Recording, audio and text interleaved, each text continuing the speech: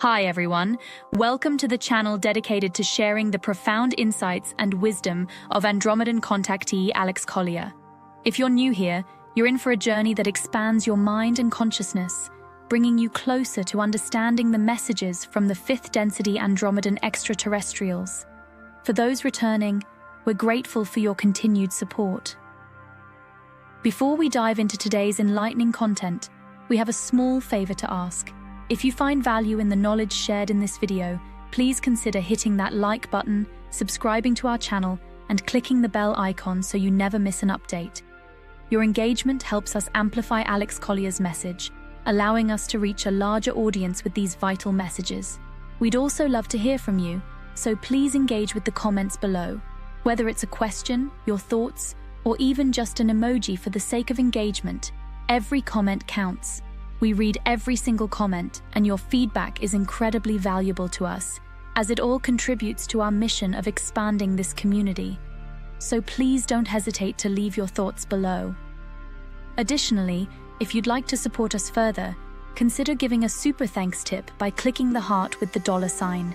This small gesture allows us to continue bringing you more of Alex's messages, unfiltered and directly from his lifelong experiences with the Andromedans. Today's video includes a compilation of several of the many important questions Alex Collier has received over the past few years, so please sit back, relax, and enjoy today's video.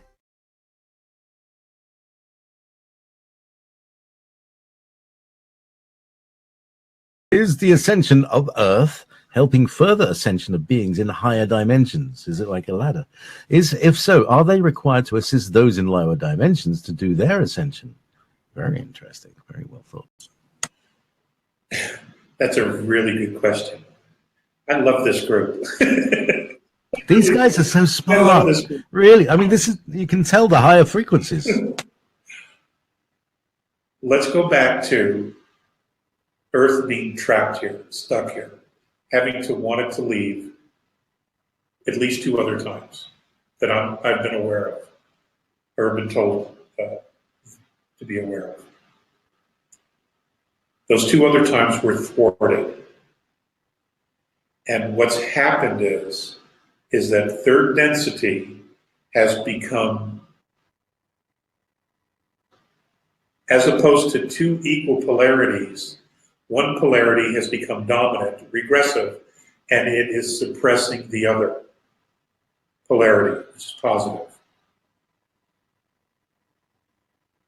If you take that for what it is, then you might want to look at the idea that fifth dimensional beings have come back out of their time to fix this because it creates tyranny, which means that this suppression has caused an unhealthy balance in the organism that is our universe.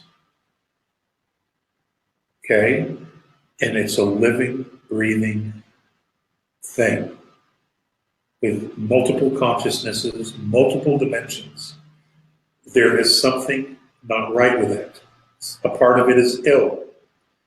And in order to fix that illness, Earth has to be freed to move out. In line with your question, the answer is yes. Obviously, this is holding movement on other levels back, which is why they've come down here and said, okay, we got to fix this. And they're doing so. And they're doing so. Because it's all connected. Everything is connected. And it's all about balance. It has to be all about balance. And right now it's not balanced. Their intention is to make it balanced. And as soon as it is balanced, Earth will move. She will leave third, which is her desire. And I guess everything begins to move. You know, I guess it's like a clock, okay? Or a lock. You get the right combination and things go click, click, click, click, click, click, click, click, click, all the way up. So And look at the help that we're getting from the universe. Look at what's happening. Look at what's happening on a quantum level to all physicality, not only here on the planet but everywhere else. It's getting an upgrade. It's getting an upgrade. Okay. This is good stuff, folks. This is really, really good stuff. I'm proud to be part of this mission. I am. I know I have in the past joked about, not reading the fine print of my contract, which I didn't do, actually. But I've joked about, Romulan ale and the such. That might also be true. But I get it now. I get it now. It all makes sense of the work and what it's really all about. And that's why we have boots on the ground. They're here supporting us in very subtle ways, in ways unknown to us at this point. It could be that they're altering horrible events, stopping horrible events, to make sure that this building of energy of plasma frequency continues. It could be that on an individual level, they're helping us by, in some of our darkest moments, or they say a kind word to us, or they offer a condolence, or a gift of some sort, or just say something really nice as they pass by. Someone having a dark night of the soul. It could be that in some way they do something that helps. The universe is unlimited in its ability to assist. And we need to remind ourselves all of that it is literally unlimited in its ability to assist us. Whew. It's pretty awesome. It's pretty awesome.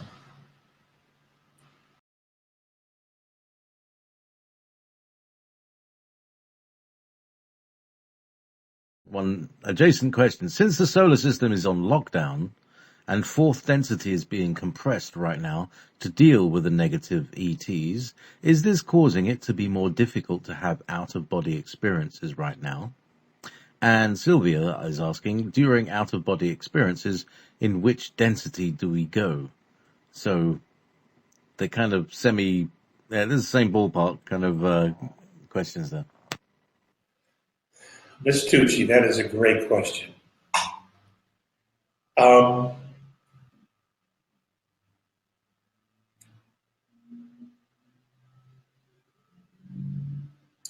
Everything is frequency.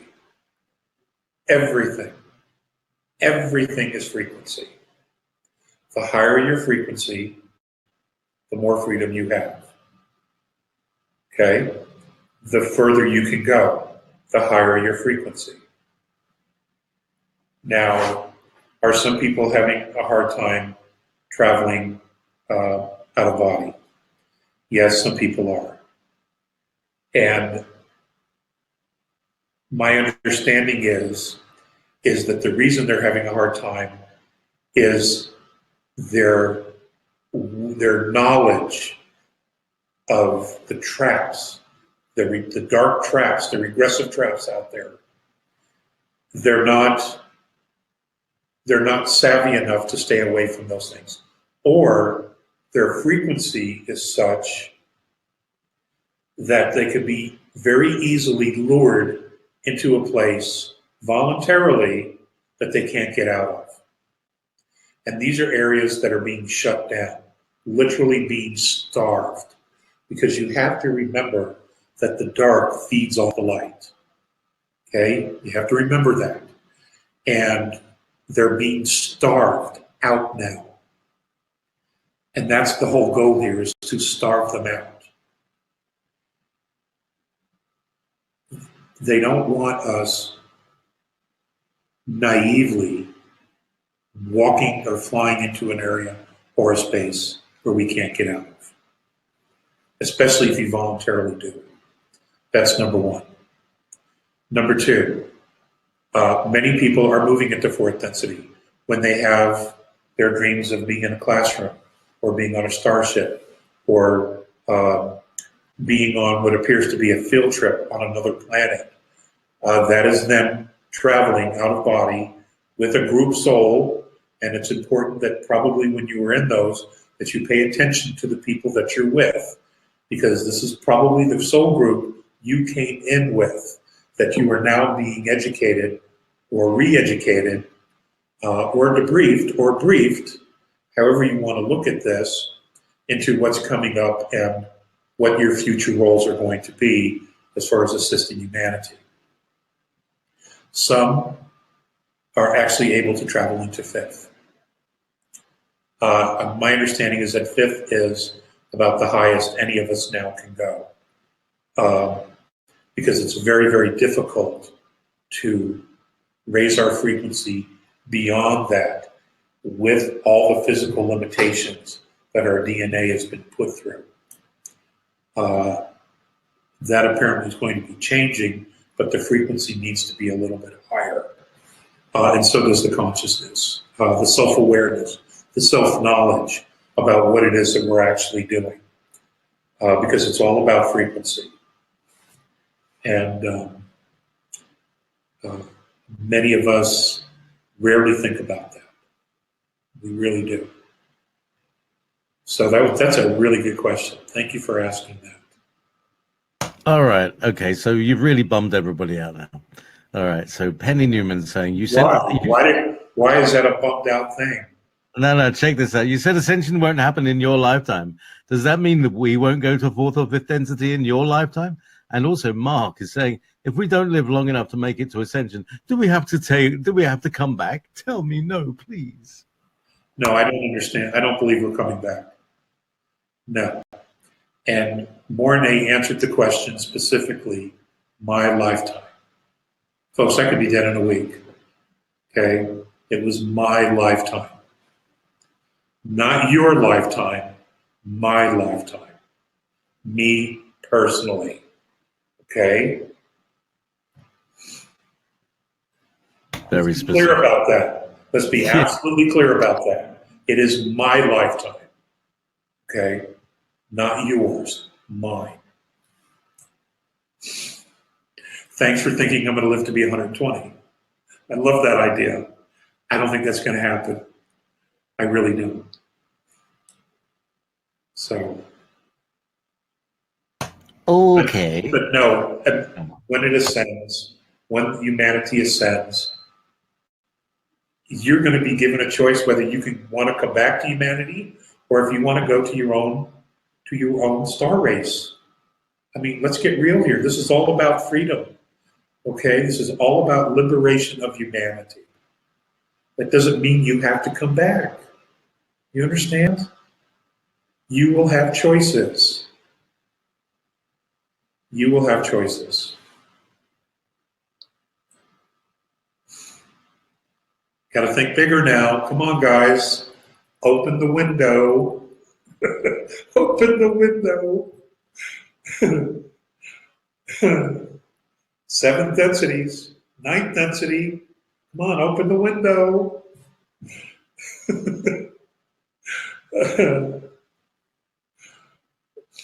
It isn't just about 3rd density. Come on. No. You know, this was a mission. This was a stop along the way. This was a mission. Okay? And when humanity is freed, the mission is complete. So, and we've got the dark side on the run. Okay, the dark side is absolutely on the run. They're panicking. They're scrambling. They're trying to take a 12-year program and pound it into a 13, 14-month window. That should tell you everything. Okay, come on, guys. Come on.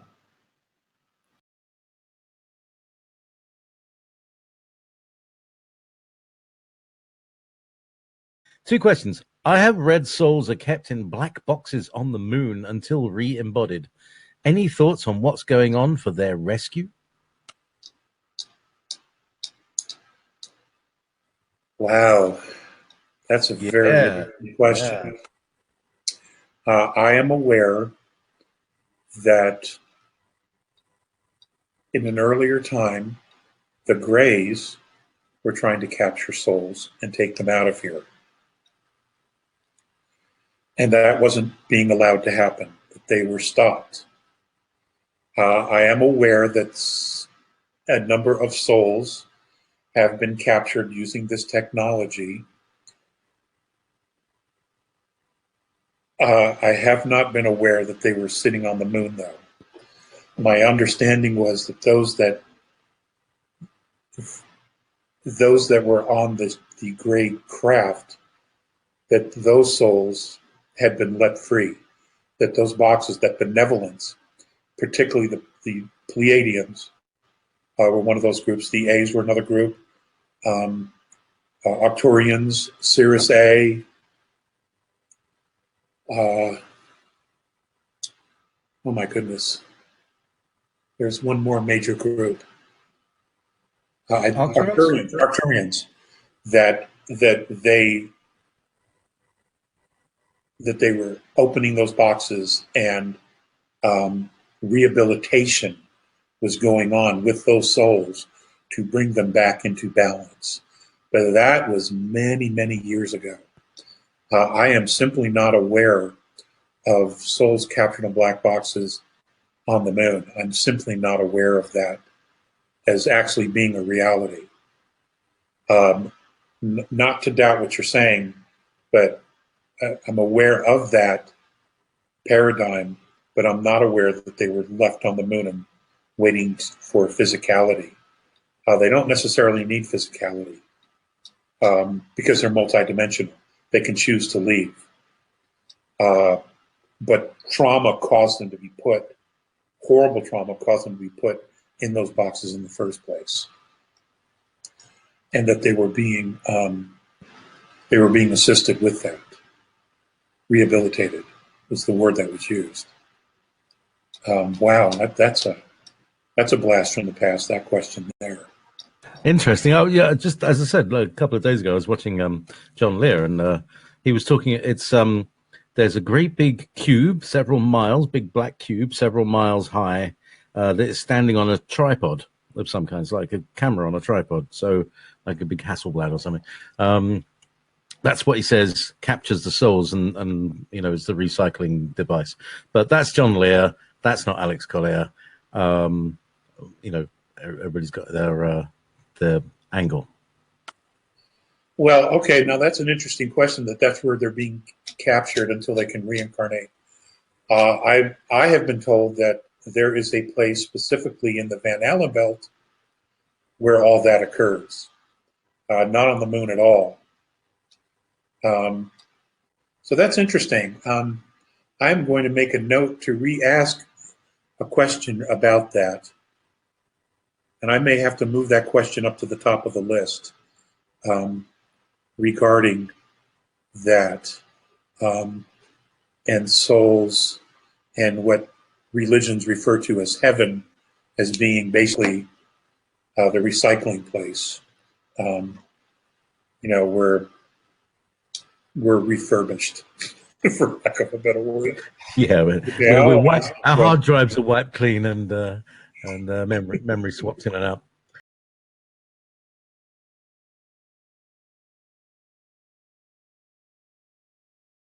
Have the A's talked about how many Earth years the ascension process will take?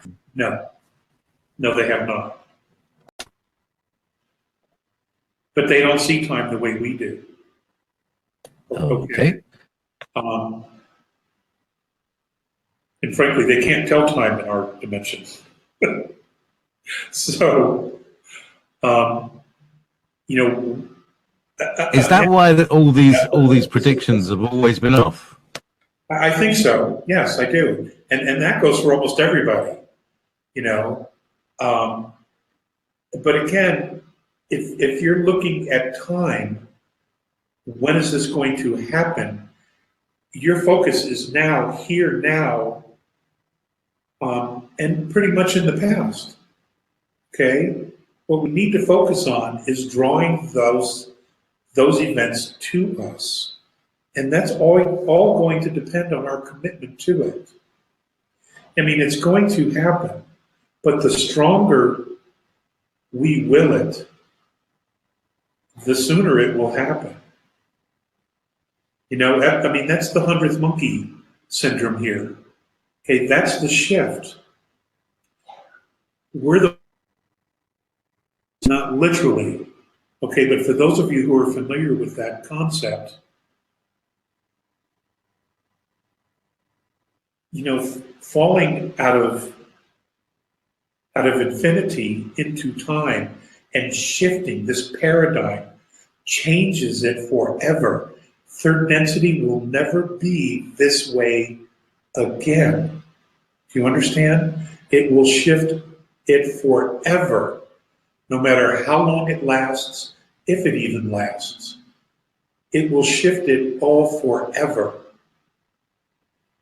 And that's a consequence of this mission. Do you understand? I don't think, if I perceive everything that they've shared, that third density will ever be controlled by the dark side ever again. I mean, opposite polarities are useful in the sense that friction creates movement. And it should always be, there should always be this balance. It should never be that one polarity completely suppresses the other and nothing moves. I don't believe that it was ever meant to be that. But that's what third density has become. Okay? It has become this suppression of one polarity over the other. And that can't exist, that can't happen.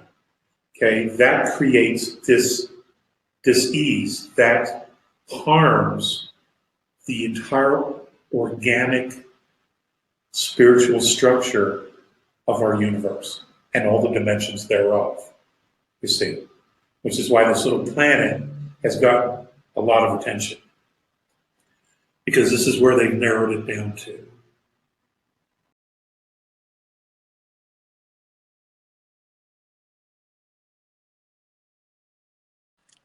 Is a big solar flare the only thing that can kill a human-made AI by destroying all electronics? In an earlier webinar, you also talked about a 20-year reset period of an alien AI. Is this by technical means? Yes. That's a really good question as well. If the powers that be choose to let AI loose to essentially run programs of Earth on Earth, they will eventually, the AI, take over, which means humanity will lose all sovereignty. Just by the very nature of what AI is. It will protect itself, it will militarize itself in order to protect its existence. And if they do that, the only way to stop this thing would be to have to take down the entire grid, electrical grid of the planet. In other words, no power anywhere to feed this thing. You understand? But what you have to be careful of with AI is this.